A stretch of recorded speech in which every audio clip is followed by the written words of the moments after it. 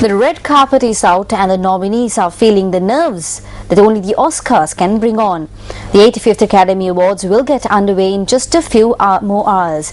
News First Shahan Jurangpati and Katrina Chang take a look at the films, stars and directors who are most likely to walk away with the most coveted Oscars.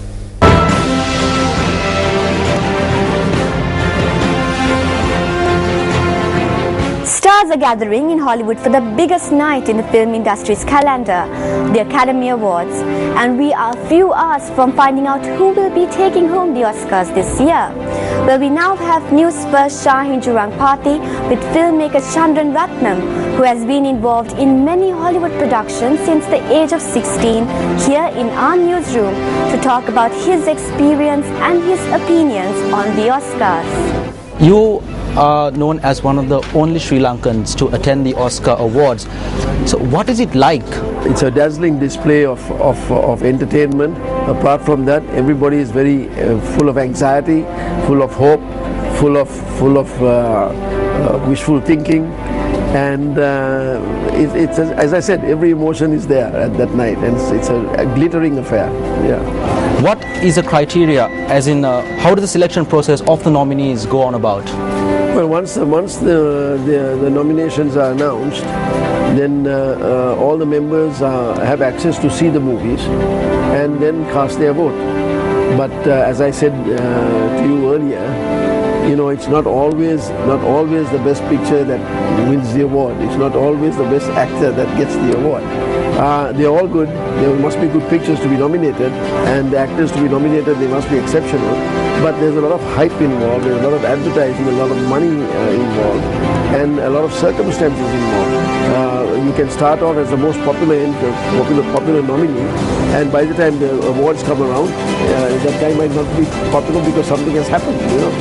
So it is a toss-up. You can't say who's going to win. Let us now cross over to Katrina Chang of News First to give us a brief look at the nominees this year.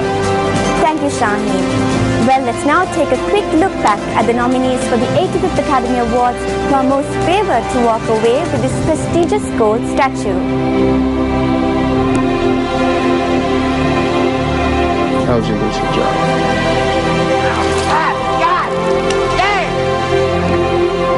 Pardon? C'est une plaisanterie. That's a rule of mathematical reasoning. It's true because You want to know the last case? I don't believe you, but just tell me what it is I do. The NTSB go-to.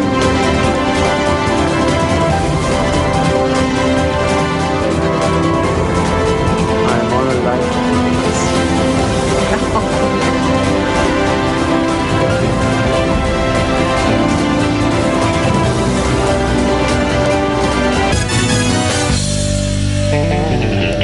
In sports news this evening, the Sri Lanka women's cricket team beat the West Indies women team by 4 wickets in the second one-day international at the Dambulla International Cricket Stadium today.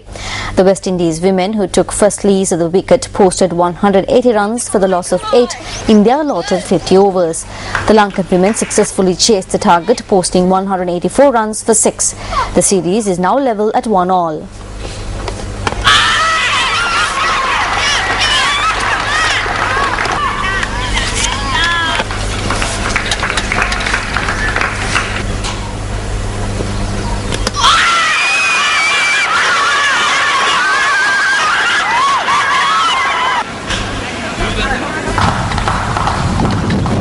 Well, up next is a look at the bitter truth.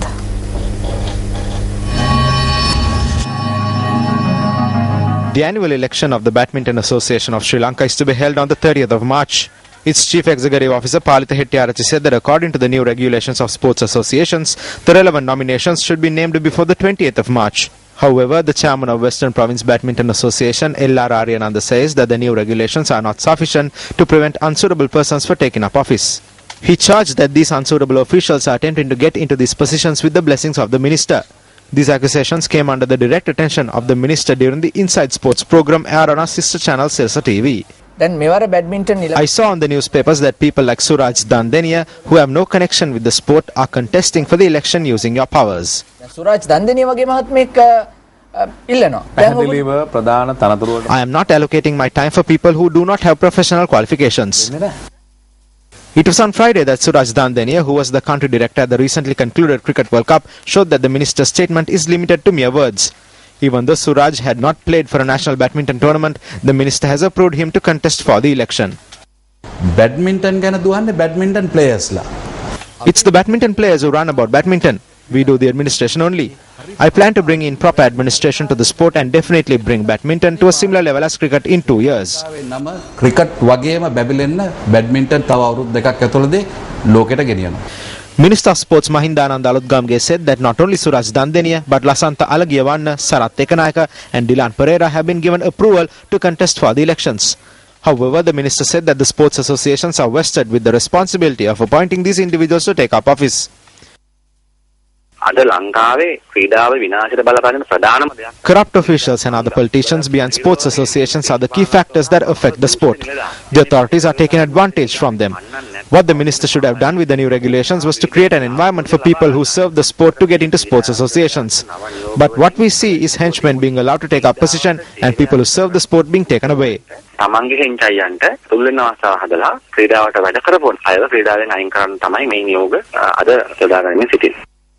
Will the minister keep his word? Bitter Truth will keep a close watch. Well, many schools across the country are preparing for the big match season. This is Sports First special segment, Big Match FIFA.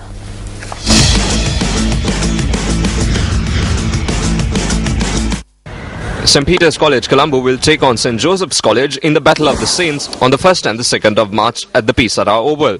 The Battle of the Maroons played between Ananda College and Nalanda College, Colombo is another prominent encounter on the big match calendar. The Maroons will battle it out on the 2nd and 3rd of March at the SSC grounds. Royal College will take on St. Thomas's College for the longest big match battle, the Battle of the Blues, from the 7th to the 9th of March at the SSC. One of the prominent big match encounters out of Colombo is the big match between Jaffna Central College and St. John's College. The Battle of the North will be held from the 7th to the 9th of March. Moving to the southern part of the country, Mahinda College Galle will take on Richmond College on the 22nd and the 23rd of March at the Galle International Cricket Stadium. St. Thomas's College and St. Servatius College of Mathura will play their big match on the 22nd, 23rd and 24th of March at the Uyanwata grounds. Moving to the hill country, Trinity College will take on St. Anthony's College Kandy on the 8th and the 9th of March. Still in the hill capital, Dharmaraj College and Kingswood College will battle it out on the 22nd and the 23rd of March.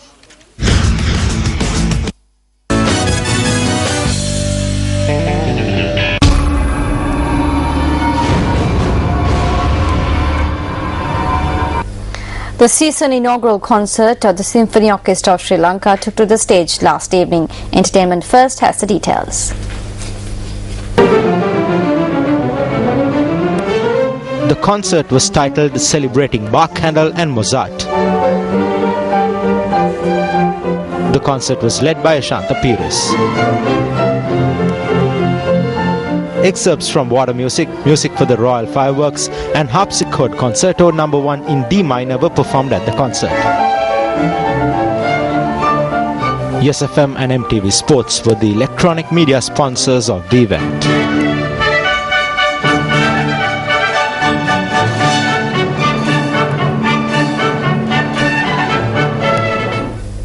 Well, that's a wrap from the News First team for tonight. I'm Arundhati Mudannaika. Thank you very much for joining us. Good night.